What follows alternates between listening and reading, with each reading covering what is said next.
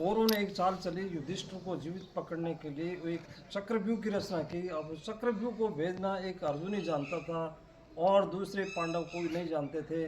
तो उसमें चिंतित हो गए जब युधिष्ठिर, तो चिंतित होने के बाद में अभिमन्यु उनके पास में जाते हैं और उनको पूछते हैं कि ताऊ जी आप चिंतित लग रहे हो मेरे को इस तरह से, तो चिंता का क्या कारण है। तो जो युधिष्ठिर ने बताया था कि इस तरह से ये जो है कौरव ने एक इस तरह से चाल चली है, एक चक्रव्यूह की रचना की है और अर्जुन को बाहर भेज दिया गया है युद्ध में। और अब उस युद्ध को उसमें चक्रव्यूह को कोई भेजना नहीं जानता। इस तरह से अभिमन्यु ने बताया था कि मैंने एक माँ के गर्भ में एक जो है मेरे पिताजी जो इस तरह से कह रहे थे, तो वो 7 दरवाजे थे, तो मैं 6 दरवाज़ों की, तो वो उसमें मेरे को याद है उसमें 6 दरवाजे मैं तोड़ दूंगा, लेकिन 7वां दरवाज़ा मेरे को जो है उस समय माता को नींद आ गई थी। इस तरह से वो कहते हैं। तो वो तैयार कर लेते हैं, अभिमन्यु तैयार हो जाते हैं उसको भेजने के लिए चक्रव्यूह को।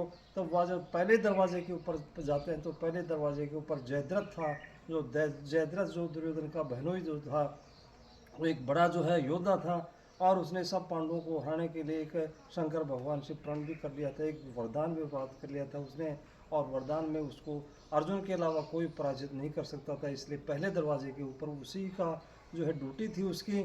तो उसमें जाते हैं तो वो जो उसको जो है अभिमन्यु उसको जो परास्त करके उस दरवाजे को तोड़ करके जो है अंदर चले जाते हैं। अंदर जाते हैं तो आगे जाते हैं तो गुरु द्रोणाचार्य थे, तो गुरु द्रोणाचार्य भी जो है इस तरह से वो उसमें उस दरवाजे के ऊपर पहरेदार खड़े थे। तो लेकिन अभिमन्यु ने उस दरवाजे को भी तोड़ दिया, गुरु द्रोणाचार्य के सारे बाण काट दिए। उसमें आगे जाते हैं तो कर्ण का नाम आता है। तो कर्ण ने सोचा कि यार इस तरह से 2 महारथियों को हरा करके ये आ गया तो इसमें कम योद्धा नहीं है, तो उसने भी जो है सच धस के क्योंकि कर्ण का वो अभिमन्यु भी जानता था कि जो है मेरे पिता का जो है दुश्मन तो यही है, कर्ण ही है। तो उसने बहुत तेज बाण छोड़े और तेज बाण छोड़ के उसको सबको काट करके वो जो है आगे पहुंच जाते हैं। आगे पहुंचे तो अगले दरवाजे पर अश्वत्थामा खड़ा था, अश्वत्थामा को भी उसने पराजित कर दिया। इस तरह दुर्योधन बड़ा चिंतित हो गया, भयभीत हो गया इस तरह से कि इस तरह से तो जो है ये अभिमन्यु एक वीर जो योद्धा है वो हम सबको परास्त कर देगा।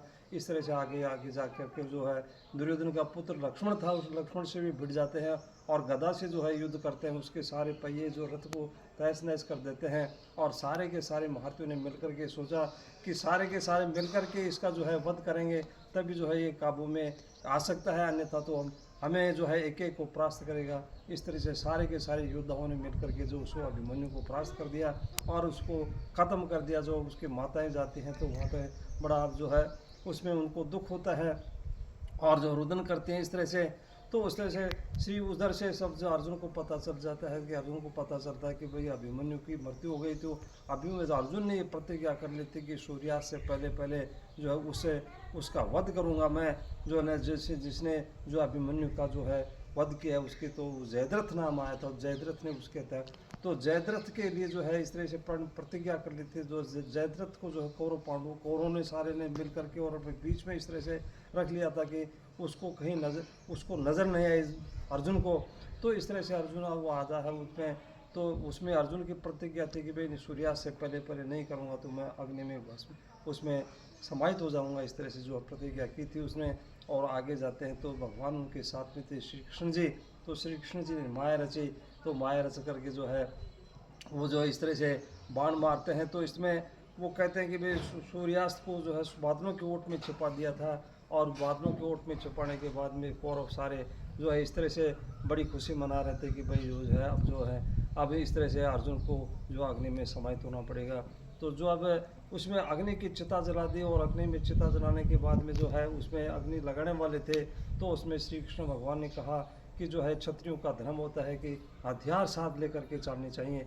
तो जब उस चिता के ऊपर जाते हैं तो जो है श्री कृष्ण भगवान कहते हैं कि ये जो है पार्थ देखो वो तो सूर्य रहा अभी अस्त नहीं हुआ है और वो आपका दुश्मन खड़ा, इस तरह से बाण मारो। तो इस तरह से श्री अर्जुन ने उसको बाण मार देते हैं। बाण मारने के ऊपर उसका जो है सर जो है आकाश में उड़ जाता है। इस तरह से उसमें भगवान श्री कृष्ण साथ में थे। श्री कृष्ण भगवान जिसके साथ में होते हैं तो उसका बाल भी बांका नहीं होता है।